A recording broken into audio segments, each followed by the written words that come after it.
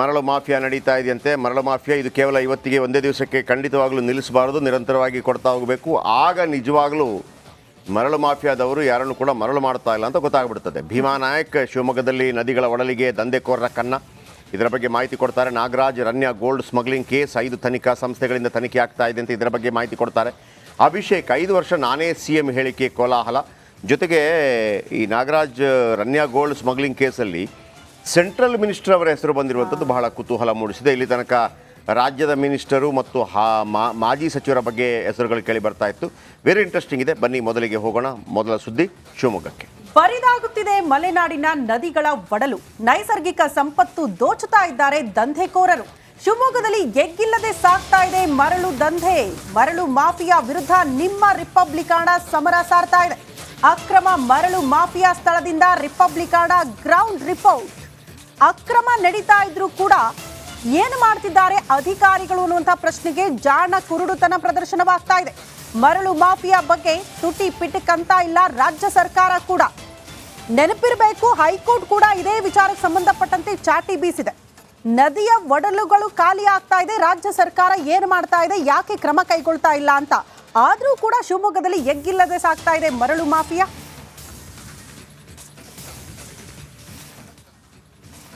ಮಲೆನಾಡು ಶಿವಮೊಗ್ಗದಲ್ಲಿ ಅಕ್ರಮ ಮರಳು ಸಾಗಾಟ ದಂಧೆ ನಿಲ್ಲುವ ಲಕ್ಷಣಗಳೇ ಕಾಣಿಸ್ತಾ ಇಲ್ಲ.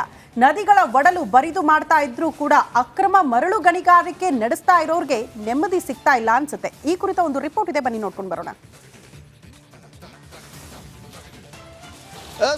ಎಗ್ಗಿಲ್ಲದೆ ತುಂಗಭದ್ರಾ ನದಿಯ ಮರಳನ್ನು ಲೂಟಿ ಮಾಡ್ತಿರುವಂಥದ್ದು. ತುಂಗಭದ್ರೆ ನದಿಯ ಒಡಲನ್ನು ಕೈ ಹಾಕಿ ಮರಳು ಮಾಫಿಯಾದ ದಂಧೆಕೋರರು ಮರಳು ಮಾಫಿಯಾನ ಮಾಡ್ತಿದ್ದಾರೆ.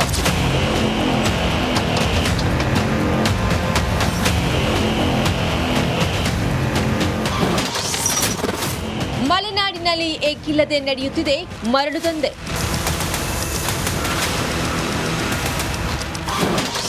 ತುಂಗಭದ್ರಾ ಒಡಲು ಬಗೆಯುತ್ತಿರುವ ದಂಧೆಕೋರರು.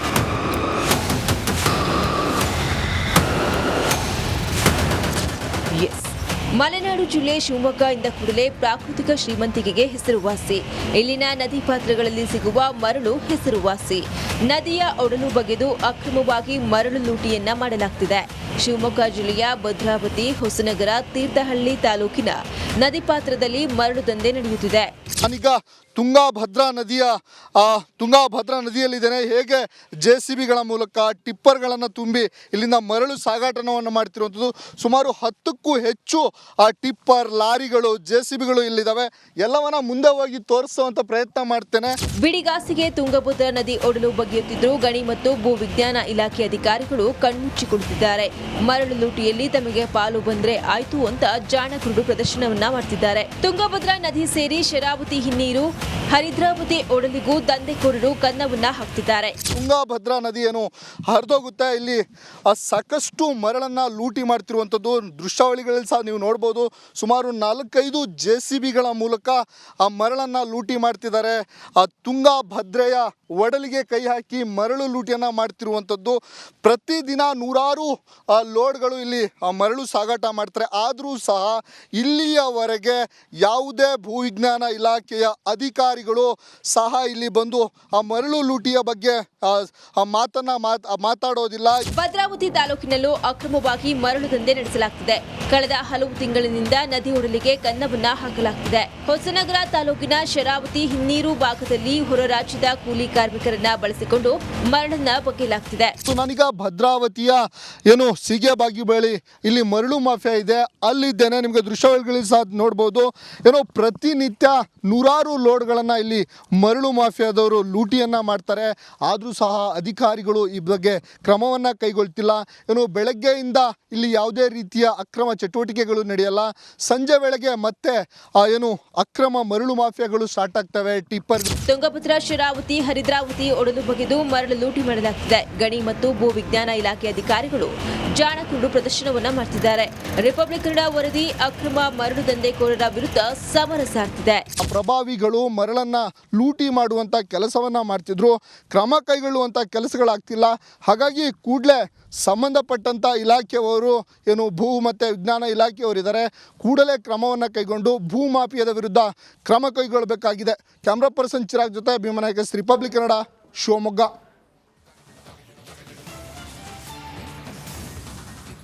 ಈ ಮರಳು ಮಾಫಿಯಾಗೆ ಸಂಬಂಧಪಟ್ಟಂತೆ ಸೀನ್ ಟು ಸೀನ್ ಎಕ್ಸ್ಪ್ಲೇನ್ ಮಾಡಬಹುದು, ಹೇಗೆಲ್ಲ ಅಲ್ಲಿ ಮರಳು ದೋಚ್ಕೊಂಡು ಹೋಗ್ತಿದ್ದಾರೆ ಅಂತ. ಮೊದಲ ಸೀನ್ ನೀವು ಗಮನಿಸಿದ್ರೆ JCB ಮೂಲಕ ಮರಳು ದೋಚ್ತಾ ಇರುವಂತಹ ಸೀನ್ ನಮ್ಮ ಕ್ಯಾಮ್ರಾ ಕಣ್ಣಿಗೆ ಕಂಡಿದೆ. ಮತ್ತೊಂದು ಸೀನ್ ನೀವು ನೋಡಬೇಕು, JCB ಸೇರಿ ಎಲ್ಲಾ ವಾಹನಕ್ಕೂ ಕೂಡ ಅಲ್ಲಿ ನೋಂದಣಿ ನಂಬರ್ ಇಲ್ಲ ಅಂತ ವಾಹನಗಳನ್ನ ಬಳಸಿ ಮರಳು ದಂಧೆ ನಡೆಸ್ತಿದ್ದದ್ದು ಕೂಡ ಬಹಳ ಸ್ಪಷ್ಟವಾಗ್ತಾ ಇದೆ. ಮತ್ತೊಂದು ಸೀನ್ ರಿಪಬ್ಲಿಕಾಣದ ಅಕ್ರಮ ಮರಳು ದಂಧೆ ವರದಿಗೆ ಅಲ್ಲಿ ಆಕ್ಷೇಪ ವ್ಯಕ್ತವಾಗುತ್ತೆ. ಹಲವರು ಬರ್ತಾರೆ, ಅಟ್ಯಾಕ್ ಮಾಡೋದಕ್ಕೆ ಪ್ರಯತ್ನಗಳಾಗುತ್ತೆ, ತಡೆ ಒಡ್ತಾರೆ. ಯಾರನ್ನು ಕೇಳಿ ನೀವು ದೃಶ್ಯಗಳನ್ನ ಸೆರೆ ಹಿಡಿತಿದ್ದೀರಿ ಅಂತ ಆ ದೃಶ್ಯವನ್ನ ಕೂಡ ನೀವು ಗಮನಿಸ್ತಾ ಇದ್ದೀರಿ. ಇದು ರಾತ್ರಿ ಹೊತ್ತಲ್ಲ, ಯಾರಿಗೂ ಕಾಣಿಸಲ್ವಾ ಅಂದ್ರೆ ಇಲ್ಲ, ಮಠ ಮಧ್ಯಾಹ್ನವೇ ಜನ ಓಡಾಡ್ತಾ ಇದ್ರು ಕೂಡ ಈ ರೀತಿ ಎಗ್ಗಿಲ್ಲದೆ ಮರಳು ದಂಧೆ ಮಾಡ್ತಿದ್ದಾರೆ. ಆ ದೃಶ್ಯವನ್ನ ಕೂಡ ನೀವು ಗಮನಿಸ್ತಾ ಇದ್ದೀರಿ. ಇದಿಷ್ಟು ರಿಪಬ್ಲಿಕಾಣ ಕ್ಯಾಮ್ರಾ ಕಣ್ಣಲ್ಲಿ ಸೆರೆಯಾಗಿರುವಂತಹ ದೃಶ್ಯಗಳು. ಒಂದಂತೂ ಸ್ಪಷ್ಟ, ಪ್ರಭಾವಿ ವ್ಯಕ್ತಿಗಳ ನೆರವಿಲ್ಲದೆ ಈ ರೀತಿ ಮರಳು ದಂಧೆ ನಡೆಯೋದಕ್ಕೆ ಸಾಧ್ಯವೇ ಇಲ್ಲ. ಹಲವು ಪ್ರಭಾವಿಗಳು ಕೂಡ ಇದರಲ್ಲಿ ಶಾಮೀಲಾಗಿದ್ದಾರೆ ಅಂತ ನಿಮಗೆ ನೆನಪಿರಬಹುದು. ಈ ಹಿಂದೆ ಒಬ್ರು ಮಹಿಳಾ ಅಧಿಕಾರಿ ಅದನ್ನ ಪ್ರಶ್ನೆ ಮಾಡೋದಕ್ಕೆ ಹೋದಾಗ ಶಾಸಕರ ಪುತ್ರ ಅಲ್ಲಿ ದರ್ಪ ತೋರಿಸ್ತಾರೆ, ಅದಕ್ಕೆ ಅಡ್ಡಿಪಡಿಸ್ತಾರೆ ಅನ್ನುವಂತಹ ವಿಚಾರ ಕೂಡ ಇತ್ತು. ಬಟ್ ಅದು ಎಲ್ಲಿ ತನಕ ಕ್ರಮ ಕೈಗೊಂಡ್ರೋ ಗೊತ್ತಿಲ್ಲ. ಅದು ಈಗಲೂ ಕೆಲವು ಆರೋಪಗಳಿದೆ. ಕೆಲವರಿಗೆಲ್ಲ ದುಡ್ಡು ಕೊಟ್ಟು ಅಡ್ಜಸ್ಟ್ ಮಾಡಿಬಿಟ್ರು, ಎಲ್ಲರಿಗೂ ಕೂಡ ಅಂದರೆ ಆ ಕೇಸ್ ಕೊಡಲಿಲ್ಲ, ಆಕೆಗೆ ದುಡ್ಡು ಕೊಟ್ಟರು, ಈಗೆಲ್ಲ ಆರೋಪಗಳು ಕೇಳಿ ಬರ್ತಾ ಇದೆ. ಈ ಆರೋಪಗಳು ಕೇಳಿ ಬಂದಾಗ ವಿರೋಧ ಪಕ್ಷಗಳು ಮತ್ತು ಅದರ ಬಗ್ಗೆ ಸುಲಲಿತವಾಗಿ ಹೇಳಬೇಕಾಗತ್ತೆ, ಏನಾಗಿದೆ ಏನಾಗಿಲ್ಲ ಅನ್ನುವಂಥದ್ದು. ಇದು ಶಿವಮೊಗ್ಗದಲ್ಲೇ ನಡೆದಿರುವಂಥದ್ದು.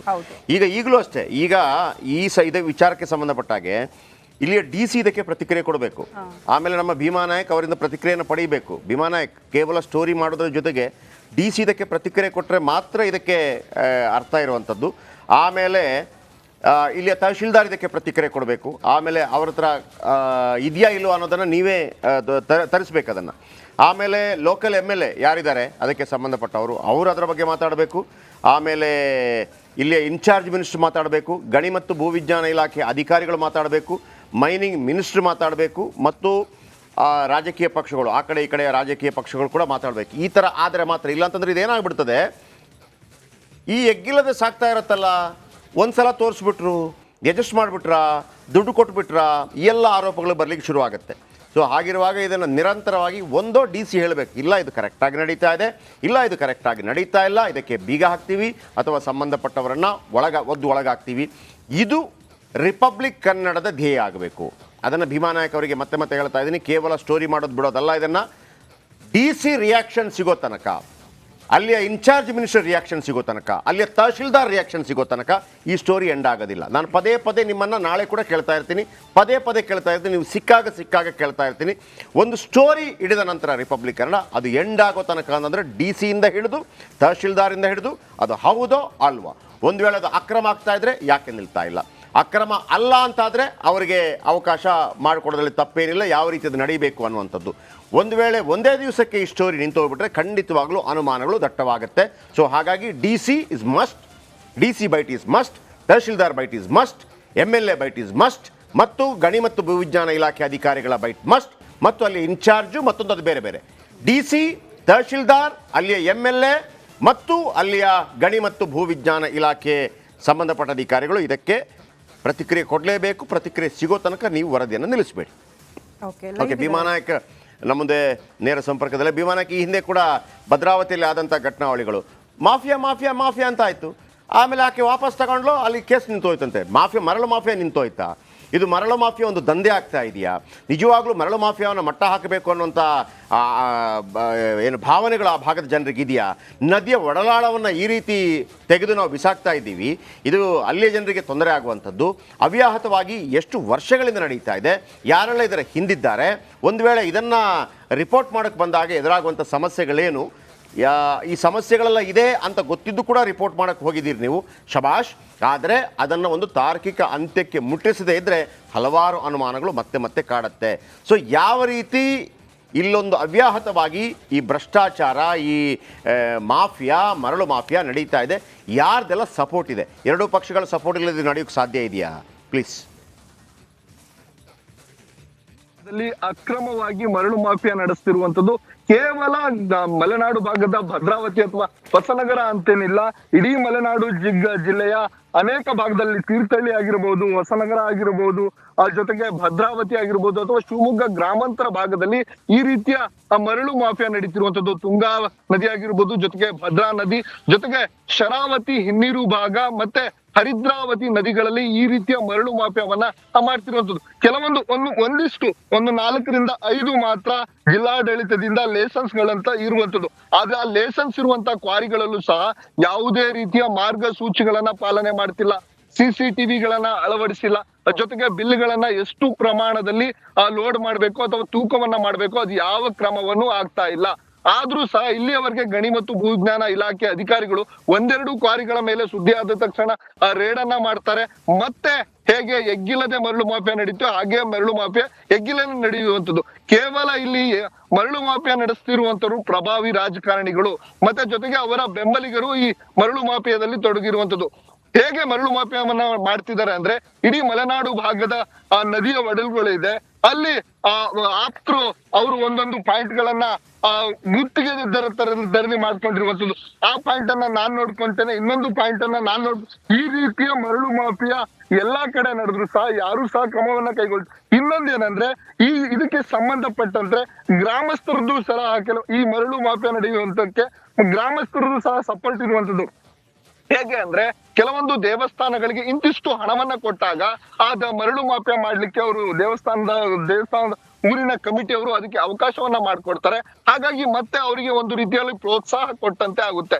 ಜೊತೆಗೆ ಪೊಲೀಸ್ನವರಿಗೆ ಇದಕ್ಕೆ ಪ್ರತಿ ತಿಂಗಳು ಇಂತಿಷ್ಟು ಮಾಮೂಲ್ ಅಂತ ಹೋಗುತ್ತೆ, ತಹಸೀಲ್ದಾರ್ಗೆ ಇಂತಿಷ್ಟು ಮಾಮೂಲ್ ಅಂತ ಹೋಗುತ್ತೆ, ಜೊತೆಗೆ ಗಣಿ ಮತ್ತು ಭೂವಿಜ್ಞಾನ ಇಲಾಖೆ ಅಧಿಕಾರಿಗಳಿಗೆ ಇಂತಿಷ್ಟು ಮಾಮೂಲು ಅಂತ ಪ್ರತ್ಯೇಕವಾಗಿ ಮಾಮೂಲುಗಳನ್ನ ಇವರೇ ಫಿಕ್ಸ್ ಮಾಡಿರುವಂತದ್ದು.